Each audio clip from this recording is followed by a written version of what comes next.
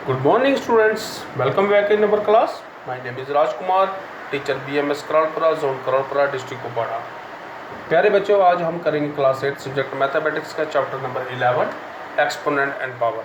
इस चैप्टर में प्यारे बच्चों हमने पहले 11.1 एक्सरसाइज के पहले 3 क्वेश्चन कंप्लीट किए थे और आज हम करेंगे क्वेश्चन नंबर 4 को कंप्लीट। तो प्यारे बच्चों क्वेश्चन नंबर 4 है इवेल्युएट। ये जो एक्सप्रेशन है इसकी कोई स्पेसिफिक वैल्यू हम सॉल्व करेंगे, इसका कोई पर्टिकुलर वैल्यू हम निकालेंगे। तो इसमें क्या है 8 rays power -1 into 5 raise power 3 divide by 2 raise power -4। तो प्यारे बच्चों यहाँ पे आ गया सोल्यूशन। तो हम इसको ऐसे भी लिख सकते हैं 8 rays power -1 into 5 raise power 3 divide by 2 raise power -4। तो यहाँ पे क्या है 8 रेज़ पावर -1, इसको हम चेंज कर सकते हैं। यहाँ पे ये value a raise power -x this is equal to 1 upon a raise power x, क्योंकि ये हमारा एक लॉ है, जब भी कोई एक्सपोनेंट नेगेटिव होगा हम उसको पॉजिटिव में कन्वर्ट कर सकते हैं। तो ये पहले बच्चों बन जाएगा 1 upon 8 into 5 raise power 3 that is equal to 5 into 5 into 5 divide by 1 upon 2 raise power 4। ये भी ये ऐसे बनेगा, ये हो जाएगा 1 अपॉन, हम इसको भी ब्रेक डाउन कर सकते हैं 2 इंटू 2 इंटू 2 इंटू जो कि 5 5 ज़ा 25 25 5 ज़ा 25 into 5 this is equal to 5 ज़ा 25 2 कैरी 5 2 ज़ा 10 और 12 125 इंटू 125। तो ये डिवाइड है, हम इसको कन्वर्ट कर सकते हैं मल्टीप्लिकेशन में। तो ये होगा मल्टीप्लाई, लेकिन जब हम मल्टीप्लाई करेंगे तो जो 2 रेज़ पावर 4 ऊपर चला जाएगा, 1 नीचे आ जाएगा। तो this is equal to 2 raise power 4 divide by 1।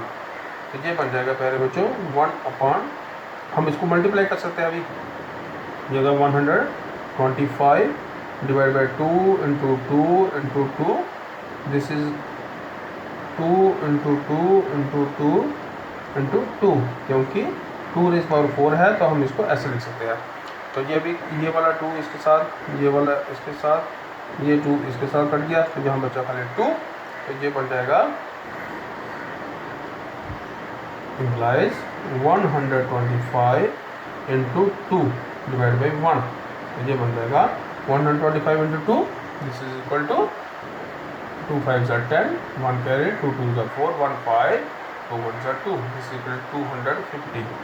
तो ये हमारा प्यारे बच्चों क्वेश्चन नंबर 4 का जो फर्स्ट पार्ट है इसका आंसर आया 250। इसमें क्या किया 8 rays power -1 into 5 raise power 3 divide by 2 raise power -4। तो हमने इसको क्या किया, हमने इसको ऐसे लिख दिया, हम इसको साइन भी लिख सकते हैं। तो 1 अपॉन 8 बन गया, ये हमने लॉ अप्लाई किया a raise power -x equal to 1 upon a raise power x। तो यहाँ पे क्या हुआ 5 रेज़ पावर 3 था, इसको 3 टाइम मल्टीप्लाई किया, तो जब 2 रेज़ पावर -4 यहाँ पे 1 अपॉन 2 रेज़ पावर 4 पॉजिटिव में कर दिया इसको कन्वर्ट। ये डिवाइड था, हमने इसको मल्टीप्लिकेशन कर दिया, 2 रेज़ पावर 4 ऊपर चला गया, 1 नीचे आ गया। तो 5 का क्यूब क्या होता है 125। तो ये 8 था, हमने 8 को ब्रेक डाउन कर दिया, 2 इंटू 2 इंटू 2 2 2 ज़ा 4 4 2 ज़ा 8 ऐसे लिख दिया। तो हमने 2 रेज़ पावर 4 इसको एक्सपेंडेड फॉर्म में कर दिया, 4 टाइम 2 लिख दिया, तो ये इनका कसर कट गया, जहाँ पे खाली 2 बच गया। तो 125 इंटू 2 इज 250। तो ये हमारा क्वेश्चन नंबर 4 का फर्स्ट पार्ट का आंसर आ गया। Now move to the second part, question number 4।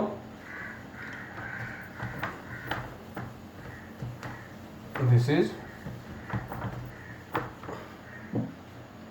Question number second part is 5 raise power -1 into 5 raise power 2 raise power -1 close into 6 raise power -1।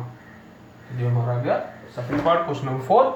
तो इसमें पहले बच्चों हम करेंगे 5 raise power -1 into 2 raise power -1 into 6 raise power -1।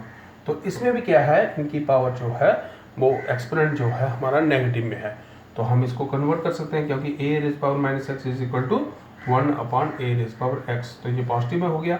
तो प्यारे बच्चों यहाँ पे ये बन जाएगा 1 अपॉन 5 रेज़ पावर 1, क्योंकि ये -1 है तो ये कन्वर्ट हो गया, चेंज हो गया ये पॉजिटिव में। तो इनटू सेम मेथड जहाँ पे भी अप्लाई होगा 1/2 रेज़ पावर 1 ब्रैकेट क्लोज, जहाँ पे भी यही होगा 1/6 रेज़ पावर 1। तो इन सब की पावर जो है एक्सपोनेंट जो है हमने चेंज कर लिया पॉजिटिव में ये वाला लॉ अप्लाई करके। तो ये बन जाएगा प्यारे बच्चों 1/5, क्योंकि 5 raise power 1 is 5 into 1/2 into 1/6। क्यों? क्योंकि 6 raise power 1 is 6, 2 raise power 1 is 2, 5 raise power 1 is 5। तो ये बन जाएगा 1 1 ज़ा 1, 5 2 ज़ा 10 इंटू 1/6। तो ये बन जाएगा प्यारे बच्चों 1 1 ज़ा 1, 10 6 ज़ा 60। तो ये हमारा क्वेश्चन नंबर 4 का सेकंड पार्ट का आंसर आया। इसमें क्या है 5 raise power -1 into 2 raise power -1 into 6 raise power -1। तो यहाँ पे जो पावर है एक्सपोनेंट है वो माइनस में है, हम इसको चेंज करेंगे पॉजिटिव में। तो ये वाला लॉ अप्लाई करेंगे a raise power -x equal to 1/a raise power x। तो यही लॉ जहाँ पे अप्लाई किया तो हमारा आंसर आया 160। Now move to the next question, that is question number 5। Question number 5 is find the value of m for which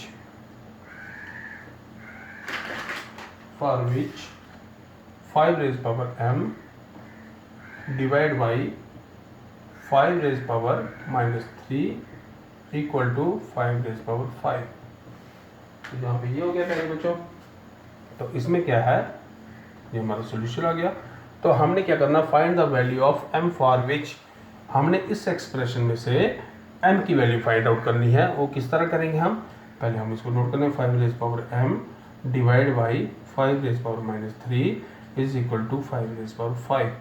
तो प्यारे बच्चों यहाँ पे क्या है, आप ध्यान से देखिए, ये है 5 raise power m divide by 5 raise power -3। तो जहाँ पे ये डिवाइड है, तो जहाँ पे ये इनका बेस सेम है, पावर डिफरेंट है, तो डिवीजन में क्या होता है, जब बेस सेम होता है a raise power m divide by a raise power n is equal to a raise power m minus n। तो ये वाला लॉ अप्लाई करेंगे, क्योंकि जहाँ पे बेस सेम है और पावर डिफरेंट है, तो when there is base are same in division, तो इनकी जो एक्सपोनेंट है वो क्या हो जाती है, वो सब्ट्रैक्ट हो जाती है। अगर जहाँ पे मल्टीप्लिकेशन होता तो जो एक्सपोनेंट है वो ऐड होना था, लेकिन यहाँ पे डिवीजन है तो हमारा लॉ कहता है कि अगर बेस इनके सेम है, जब हम डिवाइड करेंगे दो एक्सप्रेशन को, तो इनकी जो एक्सपोनेंट है वो उनको हम सब्ट्रैक्ट करेंगे। तो ये बन जाएगा 5 रेज़ पावर m माइनस, तो ये क्या है -3, ये ब्रैकेट में रहेगा, ये साइन फार्मूले का आ गया m माइनस, तो ये -3 आ गया वैल्यू, तो इक्वल टू 5 रेज़ पावर 5। तो ये बन जाएगा हमारा 5 रेज़ पावर, ये माइनस और माइनस प्लस हो गया, तो ये बन गया m+3 equal to 5 raise power 5।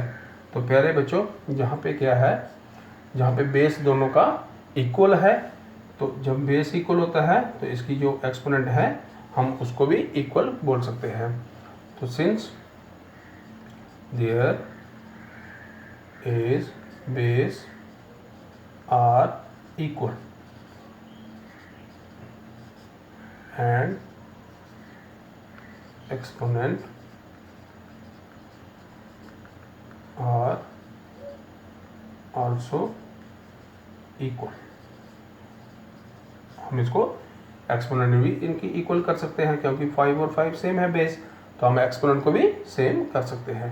तो m+3 इक्वल टू 5। हम ऐसा क्यों कर रहे हैं, क्योंकि हमने वैल्यू निकालनी है m की, तो m की वैल्यू हमारी यहाँ से ही निकलेगी। जहाँ पे बेस अगर सेम हुआ तो इक्वल हुआ बेस, तो उसमें क्या है, हम एक्सपोनेंट को भी कंपेयर कर सकते हैं, उसको भी इक्वल कर सकते हैं। तो ये बन गया m+3 इक्वल टू 5। तो जहाँ पे क्या होगा, ये m+3, ये +3 है, ये राइट साइड में मूव करेगा और इसका साइन जो है वो चेंज हो जाएगा माइनस में, वो सब्ट्रैक्ट हो जाएगा। तो this is equal to m equal to 5 - 3।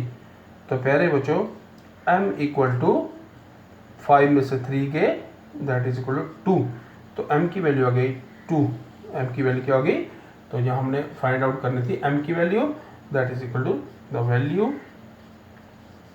Of m is 2। तो ये हमारा m की वैल्यू 2 आ गई। This is the answer of question number 5। तो इस क्वेश्चन में क्या किया हमने प्यारे बच्चों, 5 raise power m divide by 5 raise power -3 is equal to 5 raise power 5। तो इसमें क्या है, हमारा ये बेस सेम था जो डिवीजन में है, तो जहाँ पे हमने ये वाला अप्लाई किया जिसमें क्या है a raise power m divide by a raise power n is equal to a raise power m minus n। तो वही जहाँ पे किया तो माइनस माइनस प्लस हो गया, m प्लस 3 हो गया, जहाँ पे ये 5 रेज़ पावर 5 ही रहा। तो जहाँ पे क्या है बेस दोनों का सेम है, इक्वल है, तो हम इसमें इसकी जो एक्सपोनेंट है हम उनको भी इक्वल कर सकते हैं। तो वही हमने किया, m प्लस 3 इक्वल टू 5। क्यों किया, क्योंकि हमने यहाँ पे इसकी m की वैल्यू फाइंड आउट करनी है, यही हमारा क्वेश्चन है। तो m की वैल्यू हमने फाइंड आउट करनी है, m plus 3 is equal to 5। तो ये 3 जो है ये मूव करेगा राइट हैंड साइड, तो ये कन्वर्ट हो जाएगा प्लस के बजाय माइनस में हो जाएगा। तो 5 माइनस 3 इज इक्वल टू 2। तो m की वैल्यू जो हमारी आई वो आई 2। अगर हम इसको पुट करते हैं जहाँ पे 2 plus 3 equal to 5 equal to 5, तो ये 5 बन जाता है, ये चेक हो गया हमारा। तो प्यारे बच्चों आज हमने किया 11.1 एक्सरसाइज का क्वेश्चन नंबर 4 और क्वेश्चन नंबर 5। तो आज हम इतना ही क्वेश्चन करेंगे प्यारे बच्चों। अगले के जो क्वेश्चन बचे हुए हैं वो हम कल दोबारा इसी को लेंगे और वो क्वेश्चन बचे हुए क्वेश्चन को कंप्लीट करेंगे। प्यारे बच्चों अच्छे से अपना होमवर्क कीजिए, कॉपी मेंटेन कीजिए, प्रैक्टिस कीजिए, खुश रहो। आज के लिए इतना ही। Thank you very much.